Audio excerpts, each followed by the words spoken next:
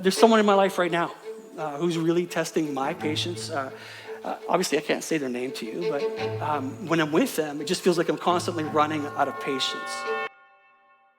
Verse 9, he says, don't grumble about each other, brothers or sisters, right? So what was happening is the pressure was just getting so overwhelming that their patience was diminishing and they were starting to take it out on each other. Or you will be judged, for look, the judge is standing at the door. And again, this is Jesus. We're waiting for him. He's the one. So the next point that I think James is making is be patient when people are out of character. Because every one of us in this room is carrying a weight.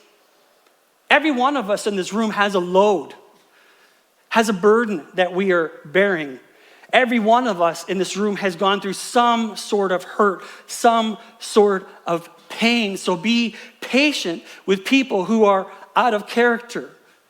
Like, how many of you have said one of these? And you can end it for me, all right? I'm at the end of my, this is the last, I can't take it. My patience is running. Wow. You guys are way too fast, by the way. That's not patience, that's impatience. You've used those lines. We've all used those and we're all familiar with those. Why? Because it's actually been a part of, I'm going through so much right now, I can't deal with you.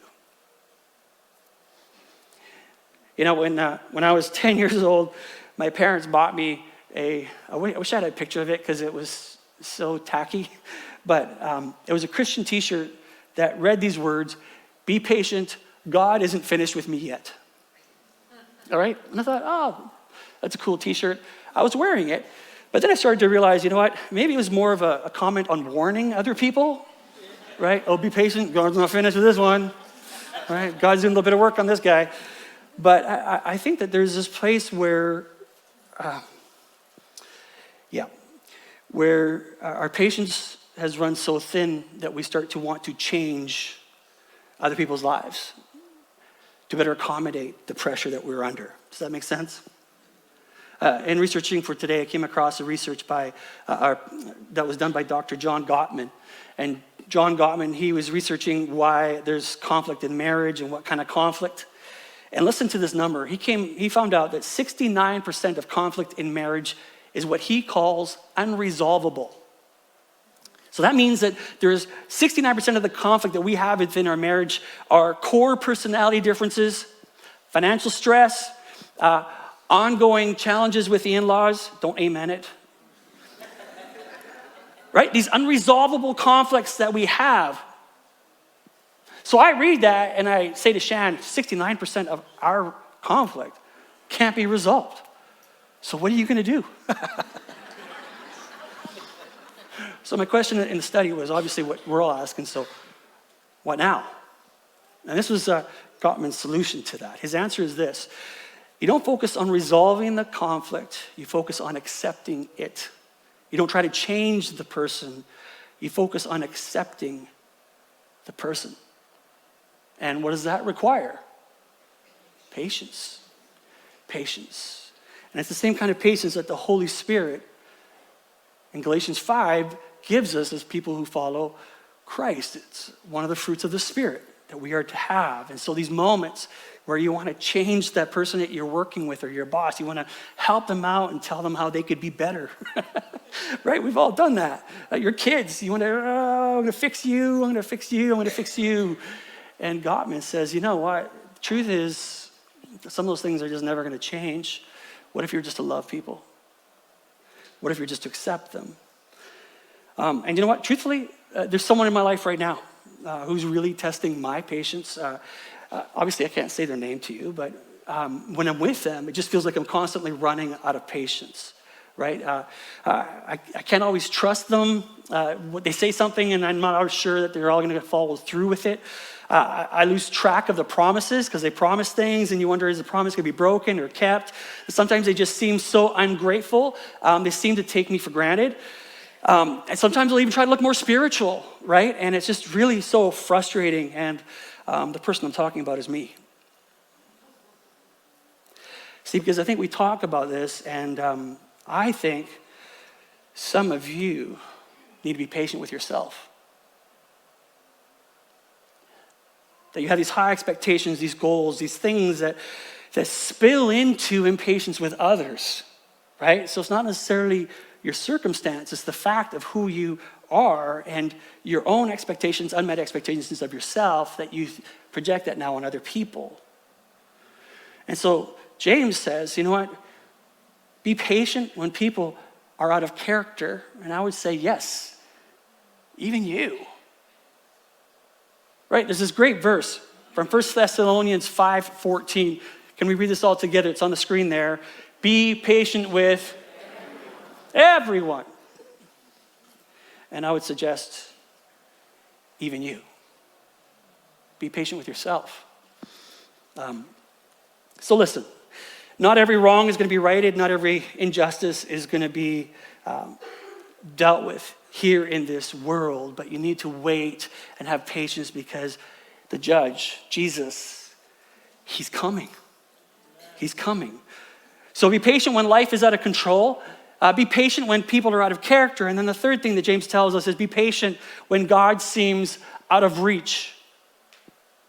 Have you ever felt like your time in prayer, you were like in God's waiting room and it was never your turn? Like as you were praying and waiting on God, then you start to notice that other people are walking into the room and they get called in before you. You were here first, and yet people who just walk in off the street just for whatever reason, they can go in and they show up and they get to go and see God, and it just doesn't seem to be fair. Have you ever found that maybe your experience with God isn't quite what you were expecting? I don't know if you've ever been to Disneyland and you've seen the lines for the rides, right?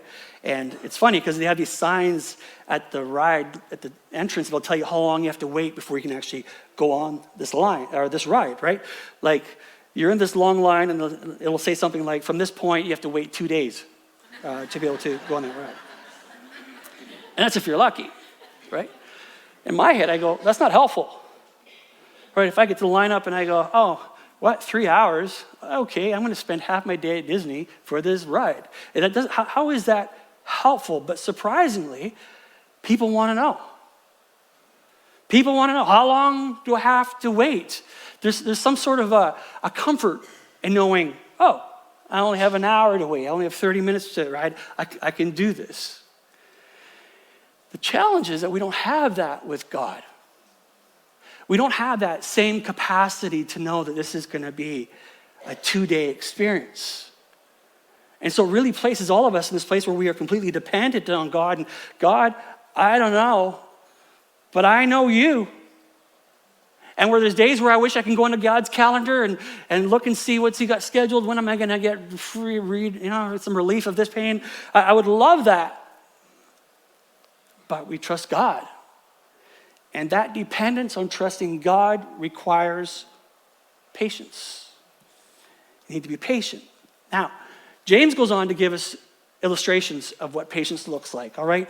James chapter 5, verse 10, he says, for examples of patience in suffering, and that gets me. In my notes, I've got that in brackets going, patience and suffering. I still find that so hard to read. Because everything in my heart as your pastor would be, man, I want to see you relieved. Right? Our team would want to see you relieved of your suffering, but there's something about the patience in it. And some of you, that's where you are today. We were expecting our third child. Shannon was 37 weeks pregnant.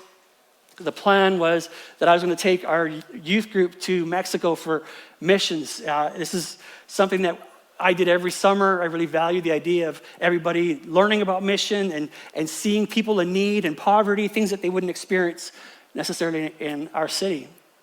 And it was just days before we were to leave, and I'll never forget it. I get a phone call at my office. I had one of those cool little flip phones, and phone rings. I flip it open. Shannon's at an ultrasound, and all I hear is screaming in the background. It's Shannon's voice. I can recognize that. Then I hear her sister. And Tina says, Kev, we're at the ultrasound. There's no heartbeat.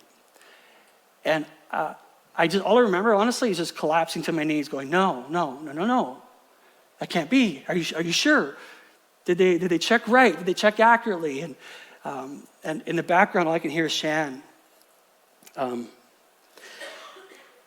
it broke my heart. So we got to pivot. So you guys are taking my teams. Good luck. Have a good time in Mexico. I need to be there for my wife. And Shannon gave birth to our boy. His name was Caleb. We had a ceremony for him. We buried him. That moment changed my life. Part of why I've struggled with preparing for today is because there's so many things that I wish I could tell you that I've learned on this journey of suffering, which is part of my caution to giving just some quick answer to you, some Christian cliche, which is why when I say I'm sorry, I truly am sorry. Because there's some pain in life that is just, but I've learned that all pain in life is just. And it gives me the heart for the ultimate weight in Jesus. Do you know what I mean? So when you hear me talking about that, man, I look forward to the day when there's no pain, where there's no suffering, where I'll see my son, where we're going to have fun in heaven, and it's just going to be beautiful. It's going to be God and his love, and it's just going to be amazing. But some of you in this room have gone through, you're going through suffering right now. And I'm sorry. You know, those of you who maybe it's, those of you love your family, your friends, and suffering comes in so many ways for you, my emotional, physical, spiritual, mental, marital, like, man, all of the above. Patience in suffering.